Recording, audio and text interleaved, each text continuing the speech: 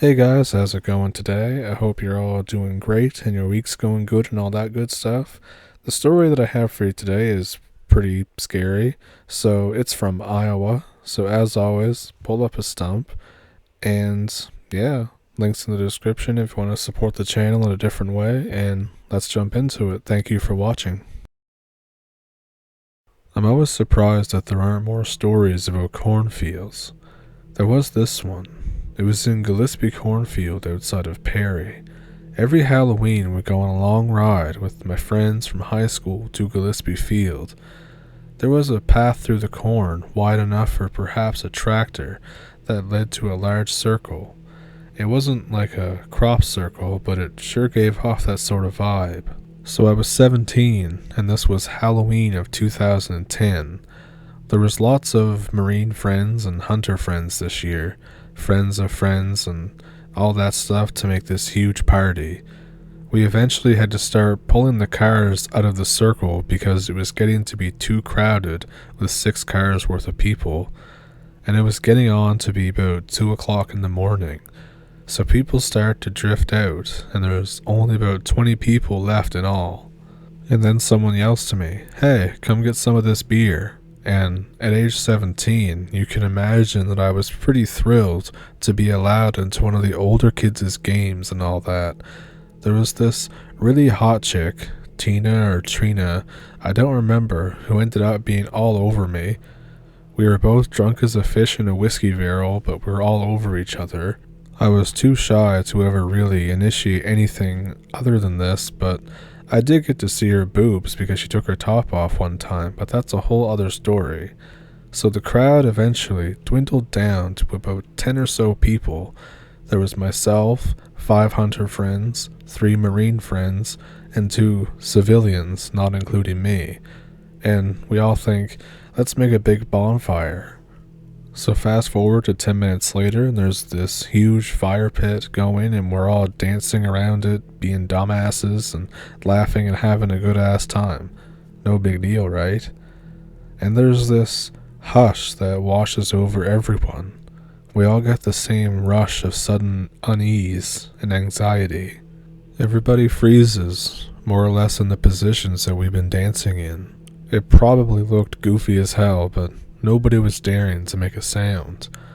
The only sounds were the sounds of the giant fire in the pit.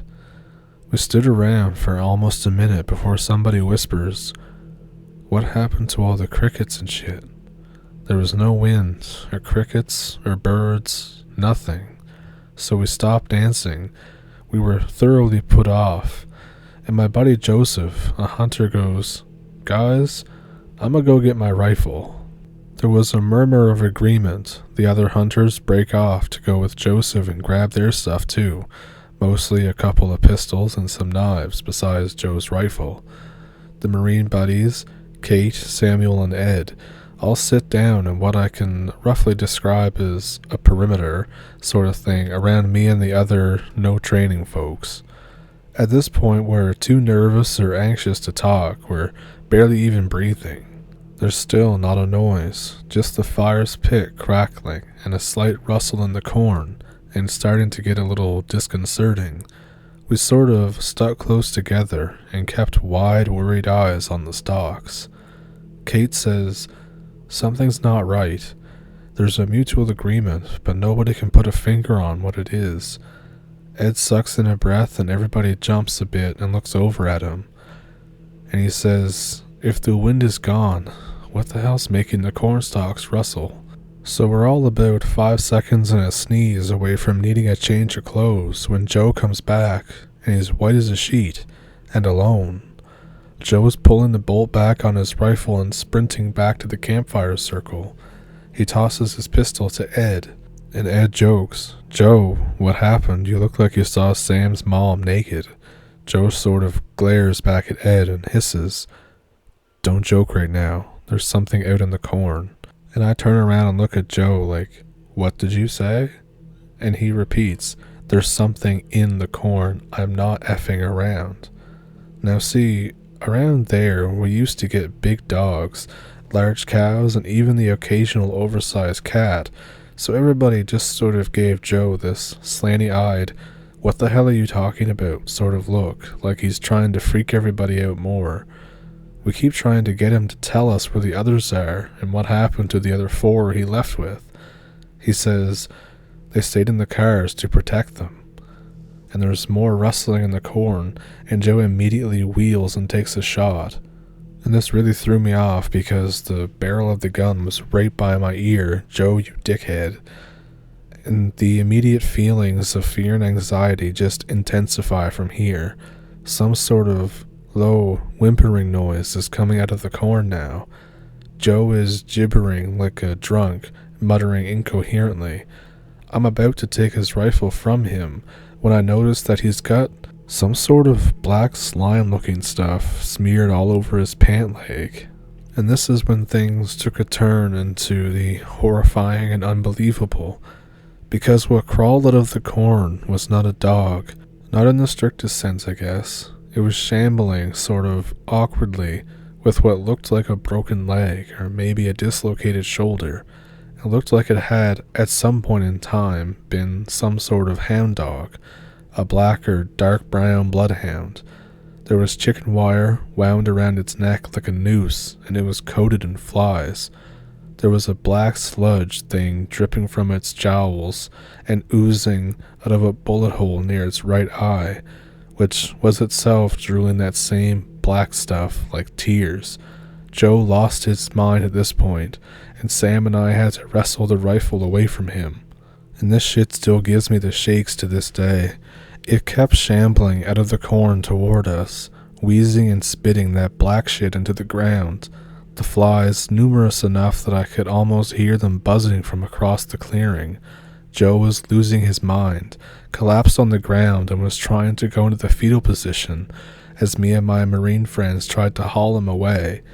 The dog, I guess, just kept walking, and as it kept coming out of the corn, it was dragging something else behind it, attached to the chicken wire wound around its neck.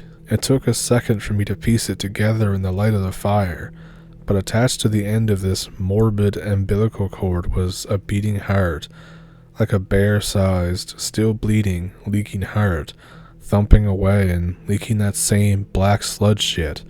The flies were having a field day with it at this point. This dog had no eyes for us. It was clearly staring directly at the fire, like it was mesmerized or something. It dragged itself off-kilter toward the fire, wheezing and spitting and sobbing, the heart beating excitedly on the chicken wire behind it. Its back legs were mangled and it sort of dragged itself along on its front legs and one back leg. The weird thing is, as it got closer to us, I swear to God I could hear some sort of word every time the dog wheezed and whimpered and cried. I didn't stick around to listen to it. Nobody else did either. We grabbed Joe and beat feet back to where the path to the cars was, making a wide berth around the dog and its cargo. Before I left, I had to watch. I'm pretty sure the others had the same feeling because they weren't very far ahead of me when the show was over. I stopped and watched as it dragged itself, heaving and coughing, closer to the fire. The flies didn't even veer away when it stuck its head into the fire. It burned like someone had tossed a tire in there. It stunk something fierce. I just had to watch because the dog didn't stop moving when it had been engulfed by the pit. The chicken wire kept moving, dragging the heart into the flames after the dog until they were both gone. And the only way anybody could have ever known that it was there was the trail of black sludge on the ground and the smell of burning rubber. We were halfway home when I finally looked over at Joe. There was something that had been bothering me since the thing had gotten close enough for me to really hear it. I asked Joe what it had said to him, because I was almost positive that that's why he had been so freaked out. It'd been next to him in the cornfield, and he heard it speaking to him. At first I thought maybe I was wrong, because he gave me this weirded out glare and he wouldn't say anything. Then, he took a deep breath and leaned over to me and he whispered this sentence into my ear. "Come with me, I'll bring you home." And for a second, I felt very cold, because that's what I heard too. What I think we saw that night was an incarnation of Beelzebub. I'm not new to this, so I know that Beelzebub is not the devil, not in the actual rhetoric. He's the Lord of the Flies. I don't know why he appeared to us that night, or what he wanted, or what brought him there. I don't even know if what we saw was really a demon. Maybe it was just something in the corn. There's lots of stuff in the corn that nobody wants to talk about. At any rate, I moved out of Iowa, so I don't have to worry about the corn or what I saw. I should probably try to reconnect with my friends, but I'm kind of afraid. I'm afraid that I'll find out that Joe died in a fire or something like that, or slit his own wrists. Sometimes I still have nightmares about it, and I think maybe Joe does too, which is why I'm afraid that I'll find out that he died in a fire. Because sometimes I keep a matchbook under my pillow, and sometimes I kind of want to do it, just to see what it would feel like. So, if there's a moral of that story, it's stay out of Iowa. And the part that really stuck to me was he said that there's lots of stuff out in the corn that nobody wants to talk about. And to be honest, not with corn, because there's not really cornfields around here, but there's lots of forest, and in the dense forest, you'll have hunters talk about like a story, or like just your old hunting stories, like, oh, I saw this deer and it had so many points on it, but I missed, or it ran away, or some, like the one that got away story.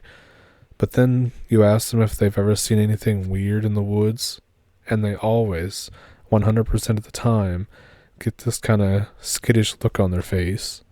And I shouldn't say 100% of the time. There's obviously people that just go hunting and they just go hunting. They never find anything weird at all. And some of the old timers will say like, oh, there's spirits in the forest, or there's this in the forest, or that in the forest. But a lot of times it's just stuff that nobody really wants to talk about because they've had some pretty wild experiences, some pretty scary experiences, or they've had that one experience where they know that nobody's ever going to believe them, so they kind of keep it close to the vest. And I know that this video is shorter than some of the other ones, and I didn't mean to do that. It's just I found this story to be especially creepy, so I figured I should do a video on it. Other than that, the only story related to a cornfield that I've ever heard from somebody that I know, or used to know, they said that where they used to live before they had went to school, where I went to school, was that there was a scarecrow that used to move. And we were just kids, so I don't know if they were just telling stories or what, but I always found that pretty creepy. And even now, when I see like scarecrows in the field, I'm just like, you better not move, just things like that stick with you. But anyways, I hope you enjoyed the video, and I hope that you'll like and subscribe, maybe support the channel with the links in the description. And yeah, thank you for watching, thank you for pulling up a stump, and I will catch you in the next one.